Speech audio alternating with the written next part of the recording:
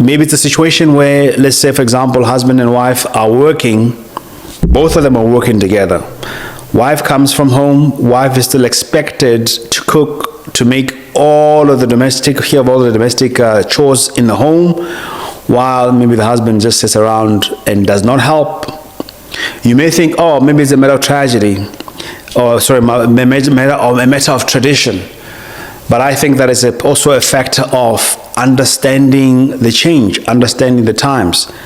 When you see that the other person has gone through as much work as you've gone through, has spent as much time as you spent throughout the day working, is it reasonable as far as the physical ability of a human being to expect them to do more things after work while you do absolutely nothing and wait to be served? If you consider it, perhaps you might want to say, can I be able to assist, or can we rather get maybe takeaways or whatever the case might be, as a way of ensuring that there's some kind of collaboration there and there's some kind of consideration. So we can sit and have arguments about it's tradition or not. The question becomes, are we supposed to serve traditions, or are traditions supposed to serve us? Are we supposed to serve culture, or is culture supposed to serve us? What happens when traditions and culture and beliefs and religions and all of those things bring harm to us as people, where we are unable to feel the love, the happiness, the joy, the comfort, the consolation that we need, especially when we're going through certain situations? And I think it's a big part of, this whole empathy thing, is that empathy allows us to adapt to human needs as opposed to sticking to the rules and the laws because the laws say we should do so. An empathic person understands that if the circumstances have changed, if conditions have changed, it's important for human beings to adapt to that. And with any adaptation, there are different types of challenges. And even in romance, I think it's a very important question around, should relationships become more empathic? And the reason why I'm saying that is because when I sit and I look at a lot of the activities on social media, a lot of the comments on social media, there's a very strong antipathic sentiment where there's almost like a fight between men and women, where everybody is all about what everybody's supposed to do, but without fully taking into consideration the human experience of a woman in the modern times, where she has to work, where she has to also look after the children, where she's still looking for career, but that is happening in order to assist the man, the husband, in a very trying time where the economy is bad, where there aren't as many opportunities, where they're not earning as much money as what they used to before. Wisdom and empathy says to us it's crucial for us to adapt so that we can carry each other's burdens.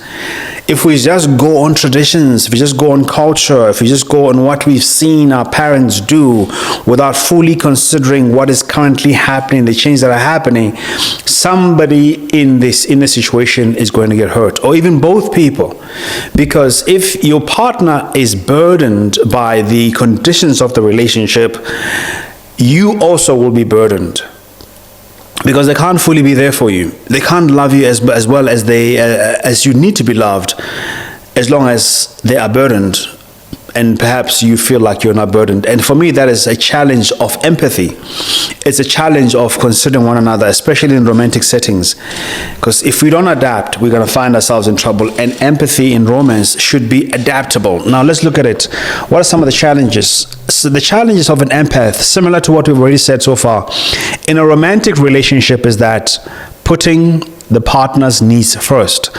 And normally, in terms of the type of empath that normally puts their partner's needs first is the optimistic empath, an altruistic empath, and also an emotional empath. There's a lot more about that in the book. Empaths often equate love with sacrifice. And it is true, because love is sacrificial. In so doing, prioritizing their partner's happiness over their own. For example, an empath might abandon their dreams, delay personal goals, or even put their health on the back burner to support their partner. While this is selflessness, it may come from a place. So while the selflessness may come from a place of deep love, it can backfire when it becomes habitual and when it is unreciprocated. And as we've said before, I mean, so many empaths experience much of their life a lack of reciprocity, a lack of return for the same love. I said the other day on a video, give the love that you are being given. Give the love that you return the love that has been given to you. If you're with somebody whose love you are not willing to return, have the decency and the integrity and the kindness to let them go, as opposed to staying there, taking from them, knowing full well that within you there is no willingness or a desire to return the love. And I said also, if you are with someone that is unwilling to return the same love that you're given to them, pray that you've got the courage and the strength to walk away. Because the ultimate end of that is regret and resentment.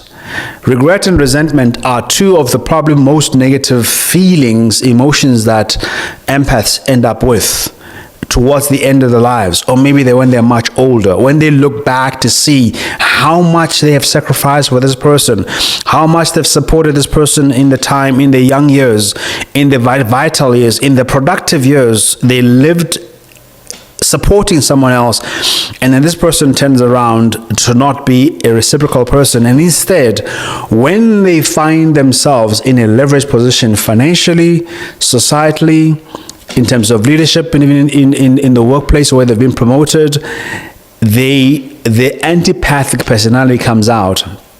And instead, actually, they see you now as being less, not appreciating the fact that you were there before. And that is why it's important that as an empath, that as much as it is true that you want to be self-sacrificial, and you should, but it should not be at the expense of your own dreams, at the expense of your own goals.